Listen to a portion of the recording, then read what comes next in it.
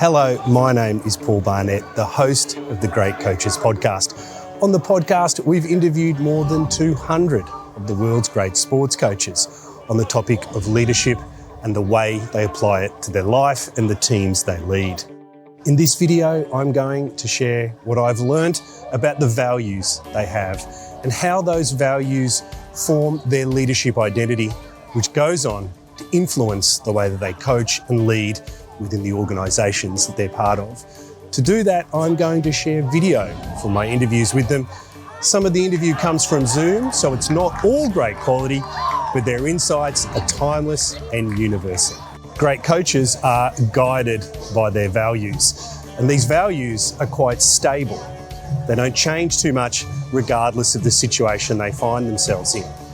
This consistency in the way that they show up with their values provides a stable platform for the people that they're leading to feel comfortable, confident, and then perform at their best. Here is the softball coach, Sue Enquist, reflecting on the great coaches she's experienced and how they are shaped by the values that they have. I think all those people that you spoke of are really anchored in their enacted values. I think a great way to discern a leader that performs over time in their designated title or just in their influence as possibly a mother or father or sister, brother, aunt, uncle.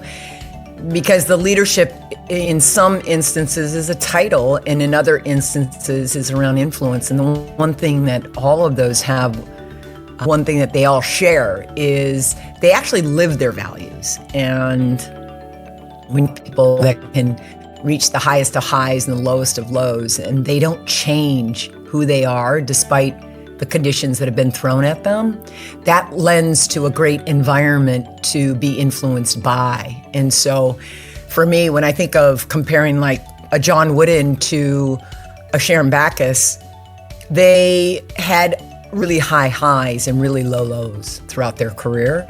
But when you speak to them 1v1 and you watch them demonstrate their values through how they prepare, how they compete, how they fail and recover, it's very consistent, it's very predictable, and that stability is comforting, especially in a time like today where we have so much instability and uncertainty. So those leaders that just live their values, they're enacted every day, I think are the ones that are really winning the game today around influence.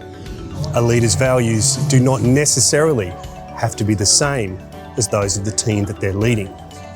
It helps if there's a synergy between the two, but they are very separate things. And learning this lesson, that your values need to be different or don't necessarily need to be the same as the team's, is something that we all have to learn. The earlier that we learn it, sometimes the better. Here is the rugby union coach, Andy Friend, reflecting on how he learnt this valuable lesson. Yeah, and it was a great lesson. It's a tough lesson because you don't want to lose your job, but and there was a lot of things transpired in me losing my job there. But as I said, I definitely, as a young coach, I came in and I said, here's what I believe are the 5 key values we should live. And they're good values. The issue was they were Andy Friend's values. They weren't the values of the team. So my great learn out of that, I'm still very values driven. I still have my own values, but I don't try and enforce them upon a group. It has to be the group that finds its own way. And what tends to happen is the group, if you're the leader of the group and you live the values that you talk about, that comes through in everything you do. So they pick up on that. People are, they're smart. They work that out. To build on this idea about the synergy between the coach's values and those of the team, here is the English Premier League coach, Thomas Frank. When you see a team play, I think a lot of the time it's a good picture of what a person, what kind of values the coach has. So I'm speaking always about 4 pillars, and one of them are hard work. I think we all know in these great performances and these top teams or top athletes, none of them have achieved anything without hard work. So it's a basic pillar. But sometimes players or coaches don't know what hard work is. I think that's very, I'm going to say, different opinion of how much is hard work. But hard work is a big thing. The second thing is performance. And I would say that everything you do every single day is about a good performance. So you put a good performance out in training, linked with the hard work. You put a good performance into the game. Everything is linked on that. And then under the performance, you can focus on different aspects of the style of play. We focus very much on build-up play or high pressing, but it's everything about putting a good performance out there. Then I think it's crucial that we talk about attitude. And attitude is, for me, is that you are confident. I don't think you can achieve anything as an athlete, coach, anything, a football player, without being confident, but you need to be humble. So I love that you are very much confident in your own abilities and your own strength, but also you need to be humble, because there's a big world out there and there's a lot of tasks ahead or struggles that you need to overcome. And the final bit is togetherness. You can't achieve anything alone. I think if you want to achieve anything quick, you can go alone. But if you want to achieve anything big, you need to go together. And I always value my players' performance in terms of what they give themselves, but also how much they give to their teammates or the team. And it's that overall performance that is what I rate high. The most common values we hear great coaches talk about are those that we first learn from our families and maybe from the first teachers we have. They are universal, consistent and visible in all great relationships. Here is the iconic swimmer Ian Thorpe's coach, Tracy Menzies, talking about two of those values, honesty and trust. Honesty, I think that's the most important thing, good or bad. So if a swimmer's injured or something's not right, just tell me. I don't sugarcoat it. I think that's a really important thing. Honesty and trust. Trust is a big one for me. That they've got to have, like I even said to one of my athletes the other day, I said, "You don't trust me." And he said, "Yeah, I do." I said, "No, you don't."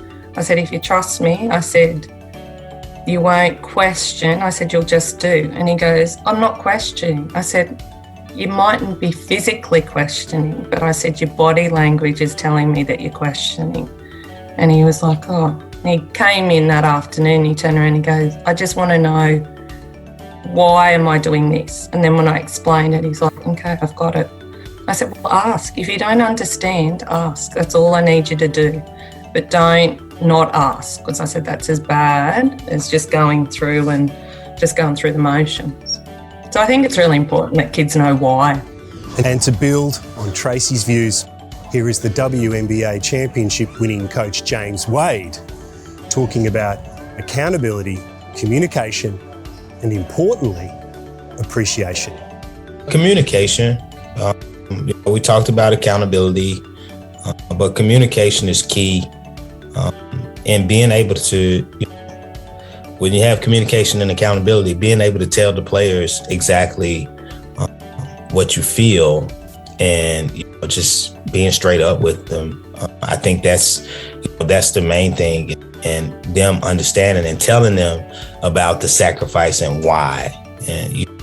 And I've been big on why, telling them why. And so my values are, I understand each player is a human, and I don't just look at them as a player. I try to make sure that I understand them and that I know them, and I want them to know me, and to understand that I appreciate everything they're doing for our organization and they're doing for their teammates. And I always try to make light of that and always try to keep them involved by letting them know that they're appreciated. So I guess that's a big value of mine, is just letting the players know that they're appreciated as well. Your values are central to who you are as a leader. That's why they're the starting point for your leadership identity. This is why Anders Torstensson, the coach of the small Swedish club Malby, that won the Swedish Championship and then entered European football in a great Cinderella story, cites the understanding of them as the number one rule when you are a coach or a leader. Here is Anders. Honestly, I'm always been a reflecting guy. I worked with people all of my life, which also means I've been working with leadership, and I've been writing things down during the past 10 years maybe. It's small things that I believe in, partly in leadership, and I cherish them as my guidelines, my core values, and I both learned and are very happy for that I followed those guidelines, and we did it. I didn't have to change myself. I had to believe in myself. I had to continue follow my core values and my guidelines, and I think it's, to sum things up, my diagnosis even made me more reflecting on who I am. And I think for every leader, if you don't know who you are or what you stand for, you have to start over. But that's the rule number one.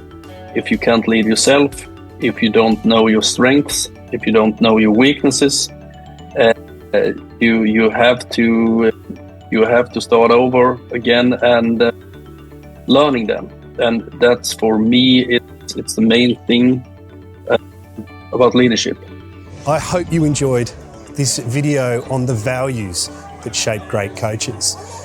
If you would like to understand more about how to set up and think about your own values or how to fold them into your leadership identity, check out our website, thegreatcoachespodcast.com. There we have loads of material that can help.